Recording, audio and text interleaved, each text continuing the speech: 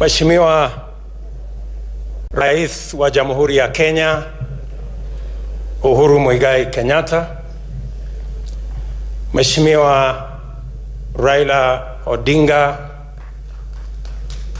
Waziri Mkuu wetu wa zamani,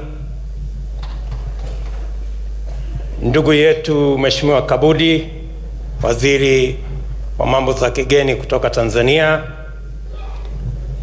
the chairman of the Building Bridges Initiative Task Force, and your members, Your Excellencies, ambassadors, fellow leaders, and Kenyans, good afternoon. Hamjambo. I will not attempt to speak Kiswahili today because I do not command enough vocabulary to measure up to the standards that have been set. Therefore, I will restrict myself to English. Your Excellency, this is yet another historic moment as we write a new chapter for our nation.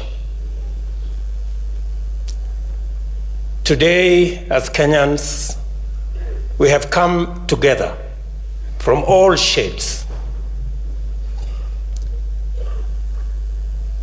to have a conversation about our present and to project into our future. I want to thank you, Your Excellency, and former Prime Minister, for the courage that you had and the patriotism that you displayed when you decided that it is time for us as Kenya, democratic as we are, belonging to different parties as we do, but to also have a conversation, not talking at each other, but talking to and with each other. And this is the moment, Your Excellency, that your initiative with Raila Odinga has brought us to. I want to say, as a leader in Kenya, that this moment of uniting Kenya that has become part of your politics will go down in the history of our nation, that you went out of your way in every turn and in every occasion to bring this nation together. A very big chapter of your legacy will be around uniting the country. And Your Excellency, we want to thank God for this occasion. And we want to thank you and the former Prime Minister for doing this, not for yourselves, but for us, the 47 million Kenyans.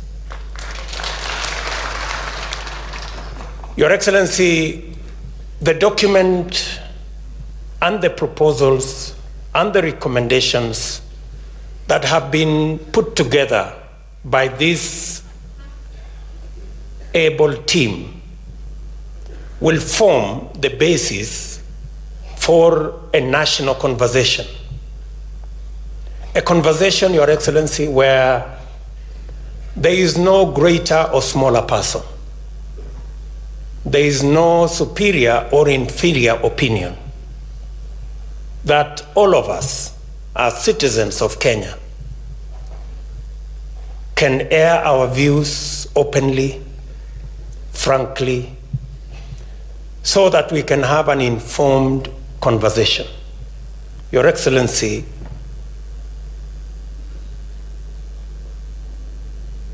as we look forward to this moment, it is important for all of us to know where we are, how we got ourselves here, and what are the options for us going into the future. I am very happy that the document, the recommendations, and the proposals that have been put forward that will form the basis of our discussion, to a good extent, Your Excellency, informs us on how to build institutions to get our politics away from personalities and ethnicities to institutions that will carry all of us, irrespective of who we are, where we come from, the language we speak, or the political party we subscribe to. Your Excellency, the building of these institutions stems from the position that all of us, irrespective of who we are, irrespective of the power we wield, we must submit ourselves to the rule of law. That all of us, to be able to build institutions, we must submit ourselves to the rule of law. We must respect institutions that have been set up. And I am happy that there are proposals on how to build and enhance the institutions of governance, that we will have a robust, maybe constitutional opposition that will make sure that government is held to account,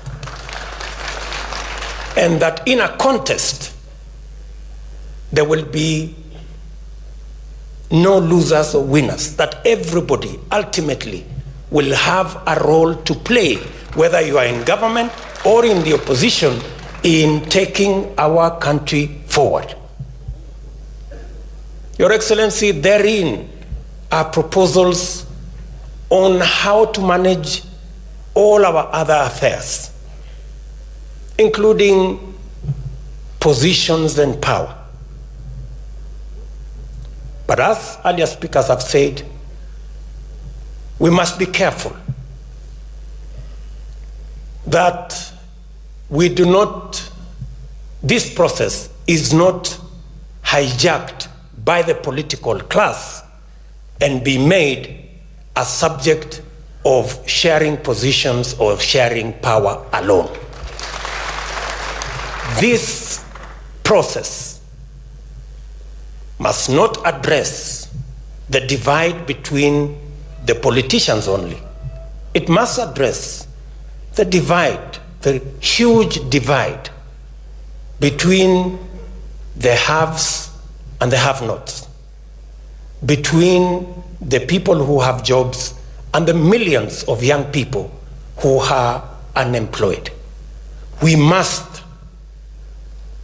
as a matter of course and as a priority, make sure that this document speaks to the majority of Kenyans, their fears, their aspirations, their challenges, and look for their solutions.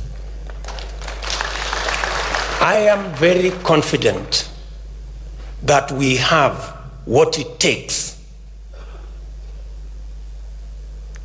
to make sure that we make the best of this document. Your Excellency, as this process moves to the next stage,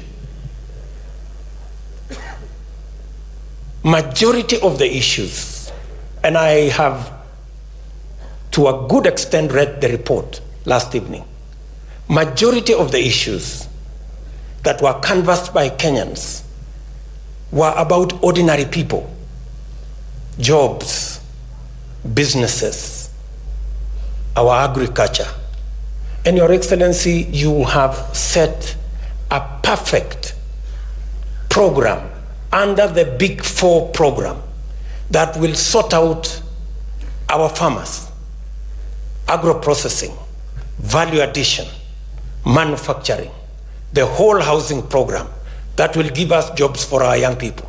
As we embark on this process, Your Excellency, we should accelerate the Big Four program so that in it we can also sort out some of the challenges that were enlisted under the proposals that were made by BBI. Your Excellency, going into the future, I want to agree with the leaders who have said that all of us as Kenyans must read this document for ourselves. We must interrogate. And the processes going into the future, I want to persuade us that from here going into the future, we should avoid a costly, potentially divisive, controversial processes that will divide us. It is possible for us to build consensus and arrive at the destination together, not divided.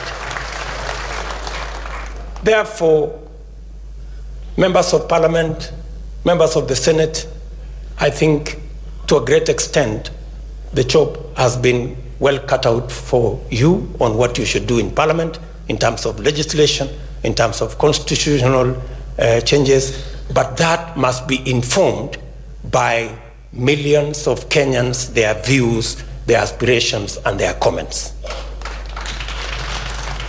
With those many remarks, ladies and gentlemen, let me now take this opportunity to invite the former Prime Minister, the Right Honorable Raila Amolo Odinga.